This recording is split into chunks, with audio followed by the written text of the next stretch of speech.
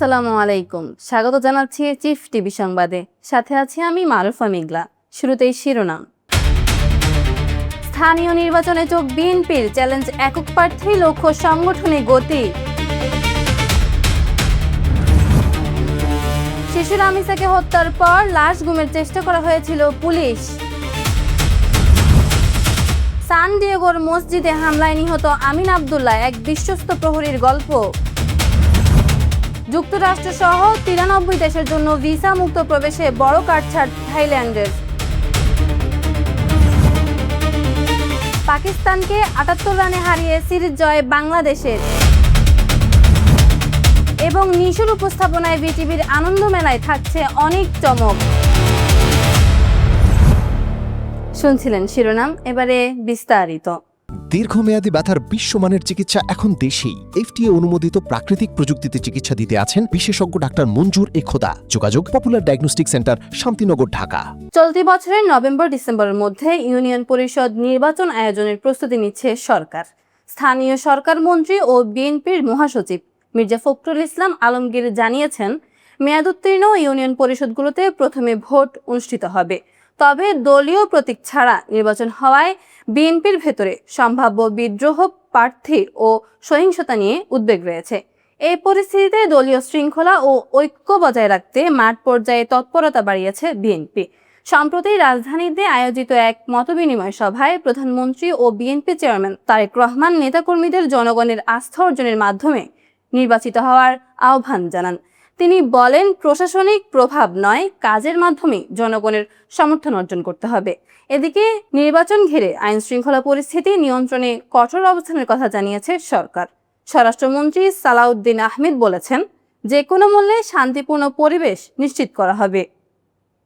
রাজধানীর পল্লবীতে 7 বছরের শিশু রামিসা আক্তার হত্যার ঘটনায় পাশের ফ্ল্যাটের এক দম্পতিকে গ্রেপ্তার করেছে পুলিশ। শিশুটির মরদেহ উদ্ধার করা হয়েছে ওই ফ্ল্যাট থেকেই। এই বিষয়ে আরও বিস্তারিত দেখুন ডেস্ক রিপোর্টে। রাজধানীর পল্লবীতে 7 বছর বয়সী শিশু রামিসা আক্তারকে নৃশংসভাবে হত্যার পর তার মরদেহ গুমের চেষ্টা করা হয়েছিল বলে জানিয়েছে পুলিশ। এই ঘটনায় প্রধান সন্দেহভাজন সোহেল রানা ও তার স্ত্রী স্বপ্না আক্তারকে গ্রেপ্তার করা হয়েছে।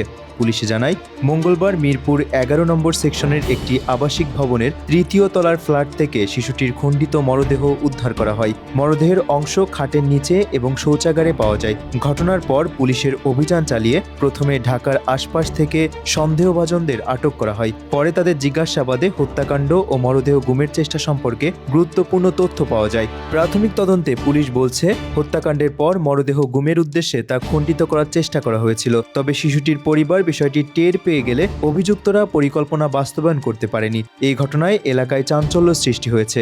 ওই মূল আসামি জাকির হোসেন জানালার গ্রিল কেটে বের হয়ে গেছে। ঘটনাস্থলে ভিতরে ঢুকে দেখা যায় বাথরুমে এই মেয়েটার সাথে তার কোনো ধরনের অবৈধ কোনো কিছু ঘটনা ঘটে থাকতে পারে, যেটা আমরা সোয়াব সংগ্রহ করেছি, সিআইডিতে পাঠানো হয়েছে। এইটা তদন্তে হয়তো বিস্তারিত পরবর্তীতে জানা যাবে যে তার সাথে কোনো যৌন ক্রিয়া হয়েছে কিনা। পরবর্তীতে এই ডেড বডিটাকে সম্ভবত লুকানোর জন্য মাথা কাটে ফেলে, হাত কাটে ফেলে টুকরা করার চেষ্টা করে। তার মা টের পায়ে যাওয়াতে দরজায় যখন ধাক্কা দেওয়া শুরু করছে, তখন ওই মূল আসামি গ্রিল কাটে সেখান থেকে পলায়ন করে। তথ্য প্রযুক্তির সহায়তায় মাত্র 7 ঘন্টার মাথায় আমরা মূল আসামি এবং সহযোগী উভয়কে গ্রেপ্তার করতে সক্ষম হয়েছে। পুলিশ জানিয়েছে, তদন্ত চলছে এবং ফরেনসিক রিপোর্ট পাওয়ার পর বিস্তারিত জানা যাবে। Desk report, chief TV. Gaibandha দরিয়াপুরে পিকআপ ভ্যান ও অটোরিকশায় সংঘর্ষে 2 জন নিহত ও 6 জন ব্যক্তি আহত হয়েছেন। মঙ্গলবার সকাল 11টার দিকে গাইবান্ধা দরিয়াপুর আঞ্চলিক সড়কের দক্ষিণ এলাকায় এ দুর্ঘটনা ঘটে। স্থানীয়রা জানান, ওই সময় মুরগি পরিবহনের কাজে নিয়োজিত একটি পিকআপ ভ্যানের সঙ্গে ব্যাটারি চালিত একটি অটোরিকশার মুখোমুখি সংঘর্ষ হয়। এতে ঘটনাস্থলেই আব্দুর রাজ্জাক মিয়া নামে এক ব্যক্তি ও অজ্ঞাত আরও একজন সহ 2 জন নিহত হন। এছাড়া অটোরিকশায় থাকা আরও 6 জন গুরুতর আহত হয়। আহতদের মুমূর্ষ অবস্থায় হাসপাতালে ভর্তি করা হয়েছে। এ বিষয়ে গাইবান্ধা সদর থানার ভারপ্রাপ্ত কর্মকর্তা আব্দুল্লাহ আল মামুন বলেন, খবর পেয়ে ঘটনাস্থলে পুলিশ পাঠানো হয়েছে। দুর্ঘটনায় নিহত ও আহতদের নাম পরিচয় শনাক্তের চেষ্টা চলছে। অতিবৃষ্টি আর সময়মতো রোদ না পাওয়ায় কিশোরগঞ্জের হাওর অঞ্চলে বোরো ধান নিয়ে কৃষকেরা চরম বিপাকে পড়েছেন। অনেকের ধান পানিতে তলিয়ে গেছে, আর কাটা ধান ঠিকভাবে শুকাতে না পারায় রং নষ্ট হয়ে গেছে। ফলে বাজারে কম দামে বিক্রি করতে হচ্ছে। কৃষি বিভাগ জানিয়েছে, পরিস্থিতিতে জেলায় প্রায় ৪৭,০০০ কৃষক ক্ষতিগ্রস্ত হয়েছেন। অন্যদিকে খাদ্য বিভাগ বলছে, সরকারিভাবে ধান সংগ্রহ করা চললেও ভেজা বা রং নষ্ট ধান নেওয়া হচ্ছে না। বিস্তারিত দেখুন ডেস্ক রিপোর্টে। কিশোরগঞ্জের হাওড়া অঞ্চলে বোরো ধান নিয়ে চরম সংকটে পড়েছেন কৃষকেরা। অতিবৃষ্টি আর সময় মতো রোদ না পাওয়ায় অনেক কৃষকের ধান পানিতে তলিয়ে গেছে। আবার যেসব ধান কাটা হয়েছে সেগুলোর বেশিরভাগই ঠিকভাবে শুকাতে না পারায় রং নষ্ট হয়ে গেছে। মিঠামইনের কৃষক আতিকুর রহমান জানান, ধার দেনা করে 4 বিঘা জমিতে ধান চাষ করেছিলেন তিনি। এর মধ্যে 3 বিঘার ধান পানিতে নষ্ট হয়ে গেছে। বাকি ধানও শুকাতে না পারায় এখন খুব কম দামে বিক্রি করতে হচ্ছে। কৃষকদের ভাষ্য, 1 মণ ধান উৎপাদনে খরচ হচ্ছে প্রায় 1200 টাকার বেশি, অথচ বাজারে মন ভেদে 400 থেকে 1000 টাকায় ধান বিক্রি করতে বাধ্য হচ্ছেন তারা। করিমগঞ্জের চামড়া নৌবন্দরের আড়তদারেরা বলছেন, এবছর হাওড়া অঞ্চল থেকে আসা বেশিরভাগ ধানই ভেজা ও রং নষ্ট হয় বাজারে চাহিদা কমে গেছে, ফলে ব্যবসাতেও মন্দাভাব চলছে। কৃষি সম্প্রসারণ অধিদপ্তর জানিয়েছে, অতিবৃষ্টি ও ঢলের কারণে কিশোরগঞ্জে প্রায় ৪৭,০০০ কৃষক ক্ষতিগ্রস্ত হয়েছেন। অন্যদিকে খাদ্য বিভাগ বলছে, সরকার নির্ধারিত দামে ধান সংগ্রহ কার্যক্রম চালালেও ভেজা বা রং নষ্ট ধান সংগ্রহ করা হচ্ছে না। Desk report, chief TV. Dhaka বিশ্ববিদ্যালয়ে জুলাই গণঅভ্যুত্থানের পর গণরুম, গেস্ট রুম সংস্কৃতির অবসান ঘটেছে। শিক্ষার্থীদের জোর করে রাজনৈতিক কর্মসূচিতে নেওয়ার প্রবণতা এখন আর নেই। তবে ক্যাম্পাসে পুরোপুরি স্বস্তির পরিবেশ ফিরেছে এমনটা বলছেন না শিক্ষার্থীরা। তাদের অভিযোগ, আগের মতো সংঘটিত নিপীড়ন না থাকলেও এখনও ট্যাগ দিয়ে হেনস্থা, সন্দেহ ভিত্তিক আচরণ এবং বিভিন্ন ঘটনার জেরে সংঘাতের প্রবণতা মাঝে মাঝে দেখা যায়। এতে ক্যাম্পাসে এক ধরনের অনিশ্চয়তা ও চাপের পরিবেশ রয়ে গেছে। শিক্ষার্থীরা মনে করছেন, রাজনৈতিক নিয়ন্ত্রণের ধরন বদলালেও ক্যাম্পাসের সামাজিক ও মানসিক চাপ পুরোপুরি কমেনি। যুক্তরাষ্ট্রের ক্যালিফোর্নিয়ার সান ডিয়েগোর একটি ইসলামিক সেন্টারে বন্দুকধারী হামলার চেষ্টা চলাকালে নিরাপত্তারক্ষী আমিন আবদুল্লাহ নিজের জীবন বাজি রেখে অনেক মানুষের প্রাণ রক্ষা করেন। হামলাকারীদের সামনে তিনি সরাসরি দাঁড়িয়ে যান, ফলে সম্ভাব্য বড় ধরনের হত্যাযজ্ঞ ঠেকানো সম্ভব হয়। তবে তিনি নিজে হামলায় নিহত হন। পুলিশ কর্মকর্তারা তাকে বীর হিসেবে আখ্যা দিয়েছেন এবং জানিয়েছেন, তার সাহসিকতার কারণেই অনেক শিশু ও সাধারণ মানুষ নিরাপদে থাকতে পেরেছেন। পরে হামলাকারী 2 কিশোরও আত্মহত্যা করে। রিপোর্টের সবচেয়ে মানবিক দিকটি হলো তার সাবেক সহকর্মীর স্মৃতিচারণ। সেখানে দেখা যায়, আমিন ছিলেন হাসি খুশি, মানুষের প্রতি সহানুভূতিশীল এবং সবসময় অন্যকে আগলে রাখার মানসিকতার একজন মানুষ। আগে তিনি ডেন্টাল অফিসে কাজ করতেন, পরে নিরাপত্তার কাজে যুক্ত হন। এই ঘটনাটি শুধু একটি হামলা বা মৃত্যুর খবর নয়, বরং একজন মানুষের শেষ মুহূর্তের সাহসিকতা কিভাবে অনেক জীবন বাঁচাতে পারে তার একটি বাস্তব উদাহরণ। থাইল্যান্ডে ভিসা মুক্ত প্রবেশ ব্যবস্থায় বড় পরিবর্তন আসছে। দেশটির মন্ত্রিসভা 90টিরও বেশি দেশের নাগরিকদের জন্য চালু থাকা দীর্ঘমেয়াদী ভিসামুক্ত সুবিধা কমানোর সিদ্ধান্ত নিয়েছে। দীর্ঘমেয়াদী ব্যথার বিশ্বমানের চিকিৎসা এখন দেশেই। এফটিএ অনুমোদিত প্রাকৃতিক প্রযুক্তিতে চিকিৎসা দিতে আছেন বিশেষজ্ঞ ডাক্তার মঞ্জুর এ খোদা। যোগাযোগ popular diagnostic centre, Shantinagar, Dhaka. গতকাল মঙ্গলবার এই সিদ্ধান্ত অনুমোদন করা হয়। নতুন নিয়ম অনুযায়ী বর্তমানে 60 দিন পর্যন্ত ভিসা ছাড়া থাকার যে সুযোগ ছিল তা কমিয়ে বেশিরভাগ দেশের জন্য 30 দিন নামিয়ে আনা হয়। কিছু দেশের ক্ষেত্রে এই সময়সীমা আরও কমে 15 দিন পর্যন্ত হতে পারে। পাশাপাশি স্থলপথে প্রবেশের ক্ষেত্রে সর্বোচ্চ 2 বার প্রবেশের সীমাও নির্ধারণ করা হচ্ছে। সরকার বলছে, কোভিড পরবর্তী সময় পর্যটন খাতকে চাঙ্গা করতে এই সুবিধা চালু করা হয়েছিল। তবে এখন কিছু ক্ষেত্রে এর অপব্যবহার বাড়ছে বলে অভিযোগ উঠেছে। অবৈধ কাজ, অনুমতি ছাড়া ব্যবসা পরিচালনা এবং অনলাইন প্রতারণার মতো কর্মকাণ্ড ঠেকাতেই এই সিদ্ধান্ত নেওয়া হয়েছে। থাইল্যান্ডের কর্মকর্তারা জানিয়েছেন, এই পরিবর্তন কোনো নির্দিষ্ট দেশের বিরুদ্ধে নয়, বরং ভিসা ব্যবস্থার অপব্যবহার রোধে একটি নিয়ন্ত্রণমূলক পদক্ষেপ। এদিকে পর্যটন খাত থাইল্যান্ডের অর্থনীতিতে গুরুত্বপূর্ণ ভূমিকা রাখে। তবে সাম্প্রতিক সময়ে বিদেশি পর্যটকের সংখ্যা কিছুটা কমে যাওয়ার প্রবণতা দেখা গেছে। নতুন এই নিয়ম কবে থেকে কার্যকর হবে তা এখনও আনুষ্ঠানিকভাবে জানানো হয়নি। থাইল্যান্ডের ভিসা নীতিতে এই পরিবর্তনকে পর্যটন ব্যবস্থাপনায় একটি গুরুত্বপূর্ণ মোড় হিসেবে দেখা হচ্ছে। ঈদুল আজহা সামনে রেখে সারা দেশে প্রায় ৩,৬০০টিরও বেশি পশুর হাট বসবে। চাহিদার তুলনায় পশু কিছুটা বেশি থাকায় সরবরাহ নিয়ে চাপ নেই বললেই চলে। সবচেয়ে বড় পরিবর্তন হচ্ছে লেনদেন পদ্ধতিতে। আগে হাটে লাখ লাখ টাকা নগদ নিয়ে যেতে হতো, যেখানে ছিনতাই, জাল নোট বা প্রতারণার ঝুঁকি থাকতো। এখন সেই জায়গায় বিকাশ, নগদ, রকেট কার্ড আর ব্যাংকের ডিজিটাল বুথ ব্যবহার হচ্ছে। বাংলাদেশ ব্যাংক ও বিভিন্ন বাণিজ্যিক ব্যাংক মিলে হাটগুলোতে অস্থায়ী ব্যাংক বুথ, নোট যাচাই মেশিন, এটিএম সহ নানা ডিজিটাল সুবিধা দিচ্ছে। বিশেষ করে ঢাকার বড় হাটগুলোতে এই ব্যবস্থা আরও সংগঠিতভাবে চালু হচ্ছে। 2022 সাল থেকে শুরু হওয়া এই ডিজিটাল হাট ব্যবস্থা এখন অনেক বড় হয়েছে।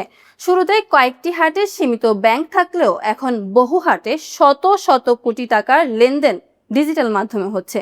মূল কথা, কোরবানির হাট ধীরে ধীরে ক্যাশ ডিপেন্ডেন্ট থেকে ক্যাশলেস ব্যবস্থার দিকে যাচ্ছে, যেখানে নিরাপত্তা আর স্বচ্ছতা অনেক বেশি গুরুত্ব পাচ্ছে। বাংলাদেশের এই টেস্ট জয়টা এক কথায় দারুণভাবে নিয়ন্ত্রিত পারফরমেন্স। বাংলাদেশ প্রথম ইনিংসে 278 এবং দ্বিতীয় ইনিংসে 390 রান করে পাকিস্তানের সামনে 437 রানের বড় লক্ষ্য দেয়। জবাবে পাকিস্তান চতুর্থ দিনে কিছুটা লড়াই করলেও শেষ দিনে বাংলাদেশের স্পিন আক্রমণের সামনে টিকতে পারেনি। তারা 358 রানে অল আউট হয়ে যায় এবং বাংলাদেশ জেতে 78 রানে। ম্যাচের টার্নিং পয়েন্ট ছিল শেষ দিনের সকাল। পাকিস্তান 7 উইকেটে 316 থেকে শুরু করলেও মাত্র 13 বলের ব্যবধানে বাকি 3 উইকেট হারায়। বিশেষ করে তাইজুল ইসলাম ছিলেন ম্যাচের নায়ক। এক ইনিংসে 6 উইকেট নিয়ে পাকিস্তানের ব্যাটিং ভেঙে দেন। শরীফুল ইসলামও গুরুত্বপূর্ণ ব্রেক থ্রু এনে দেন রিজওয়ানকে আউট করে। এই জয়ের মাধ্যমে বাংলাদেশ শুধু ম্যাচ নয়, সিরিজও জিতে নেয় 2-0 ব্যবধানে। আর ইতিহাসে প্রথমবারের মতো ঘরের মাঠে পাকিস্তানকে ডবল ধোলাই করে। ব্রিটিশ সংবাদ মাধ্যম ডেইলি মেল এক প্রতিবেদনে দাবি করেছিল যে চলতি মৌসুম শেষে পেপ গার্দিওলা ম্যানচেস্টার সিটি ছাড়তে পারেন। তবে বোর্নমাউথের বিপক্ষে 1-1 ড্রয়ের পর তিনি বিষয়টি অস্বীকার করেন এবং বলেন এখনই কোনো সিদ্ধান্ত নেওয়া হয়নি।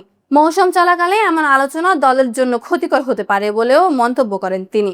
গার্দিওলা জানান তার এখনও চুক্তির আরও 1 বছর বাকি আছে এবং মৌসুম শেষে তিনি ক্লাবের চেয়ারম্যান, খেলোয়াড় এবং স্টাফদের সঙ্গে আলোচনা করে ভবিষ্যৎ সিদ্ধান্ত নেবেন। এই ড্রয়ের ফলে আর্সেনাল 22 বছর পর প্রিমিয়ার লিগ শিরোপা নিশ্চিত করে।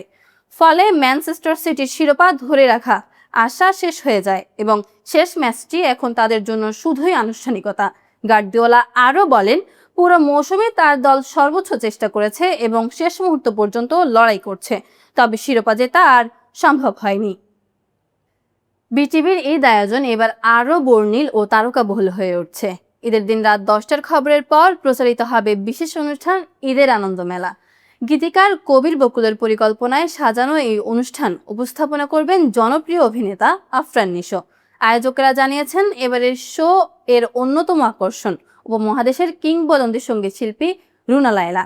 বিশেষ কোরিওগ্রাফিতে তিনি পরিবেশন করবেন এই বৃষ্টি ভেজা রাতে চলে যেও না। এছাড়া আশা ভোসলের স্মরণে কাল সারা রাত ছিল স্বপ্নের রাত গানটি গাইবেন বেবি নাজনীন। এতে নৃত্য পরিবেশনায় থাকবেন চাঁদনি ও শাওন। অংশ নেবেন সঙ্গীত শিল্পী ফেরদৌস ওয়াহিদও। নতুন গানের পরিবেশনায় থাকছে ন্যান্সি ও ইমরান মাহমুদুলের কৃষ্ণচূড়া, যার কথা লিখেছেন কবির বকুল। আর রূপনগরের রাজকন্যা গানে নৃত্য পরিবেশন করবেন সাদিয়া ইসলাম মৌ। একই গানের পরিবেশনায় অংশ নেবেন মেহেজাবিন চৌধুরী ও সাবিলা নূর। এছাড়া কুইজ শো ও বিশেষ পর্বে অংশ নিচ্ছেন কেয়া পায়েল, জেফার রহমান, জোবান সহ এক ঝাঁক তারকা। কৌতুক ও স্টেজ পারফরমেন্সেও থাকছে বিশেষ চমক। আয়োজকদের আশা, গান, নাচ, কৌতুক আর তারকাদের অংশগ্রহণে এবারের ঈদের আনন্দ মেলা দর্শকদের জন্য হবে ভিন্ন মাত্রার ঈদ বিনোদন। গরমে যাদের বাইরে কাজ করতে হয় তাদের জন্য বিশেষজ্ঞরা বলছেন সঠিক পোশাক নির্বাচন, পর্যাপ্ত পানি পান এবং খাবারের প্রতি সচেতন থাকা খুবই জরুরি। তারা পরামর্শ দিচ্ছেন কাজের সময় হালকা রঙের ঢিলে ঢালা সুতি কাপড় পরা উচিত এবং শরীর যাতে বাতাস চলাচল করতে পারে সেদিকে খেয়াল রাখতে হবে। দীর্ঘমেয়াদী ব্যথার বিশ্বমানের চিকিৎসা এখন দেশেই। এফটিএ অনুমোদিত প্রাকৃতিক প্রযুক্তিতে চিকিৎসা দিতে আছেন বিশেষজ্ঞ ডাক্তার মঞ্জুর খোদা। যোগাযোগ popular diagnostic centre, Shantinagar, Dhaka. সরাসরি রোদ থেকে বাঁচতে মাথা ঢেকে রাখা, ছাতা বা ক্যাপ ব্যবহার করা এবং দীর্ঘ সময় রোদে না থেকে মাঝে মাঝে ছায়ায় বিশ্রাম নেওয়ারও পরামর্শ দেওয়া হয়েছে। চিকিৎসকদের মতে গরমে শরীর থেকে ঘামের মাধ্যমে পানি ও লবণ দুটোই বেরিয়ে যায়। তাই শুধু পানি নয়, প্রয়োজনে ওটস, স্যালাইন বা ইলেকট্রোলাইট যুক্ত পানীয় গ্রহণ করা দরকার। পাশাপাশি তরমুজ, শসা, বেল, পেয়ারার মতো রসালো ফল শরীরকে সতেজ রাখতে সাহায্য করে। ভাজা পোড়া ও অতিরিক্ত মশলাযুক্ত খাবার এড়িয়ে হালকা খাবার খাওয়ার পরামর্শ দেওয়া হয়েছে। বিশেষজ্ঞরা আরও বলছেন, প্রস্রাবের রং দেখে শরীরের পানির ঘাটতি বোঝা যেতে পারে। গাঢ় রং হলে বুঝতে হবে পানি শূন্যতা হচ্ছে, তখন তরল খাবার বাড়াতে হবে। গরমে সুস্থ থাকতে নিয়মিত পানি খাওয়া, বিশ্রাম নেওয়া এবং শরীরকে ঠান্ডা রাখার অভ্যেস গড়ে তোলাই হবে সবচেয়ে গুরুত্বপূর্ণ। পরবর্তী সংবাদ দেখার আমন্ত্রণ জানিয়ে শেষ করছি এখনকার চিফ টিভি সংবাদ। এতক্ষণ সাথে থাকার জন্য ধন্যবাদ। দেশ বিদেশের সব গুরুত্বপূর্ণ খবর সবার আগে পেতে চোখ রাখুন আমাদের ওয়েব পোর্টালে। এছাড়াও ফলো করুন চিফ টিভির অফিসিয়াল ফেসবুক পেজ এবং ইউটিউব চ্যানেল।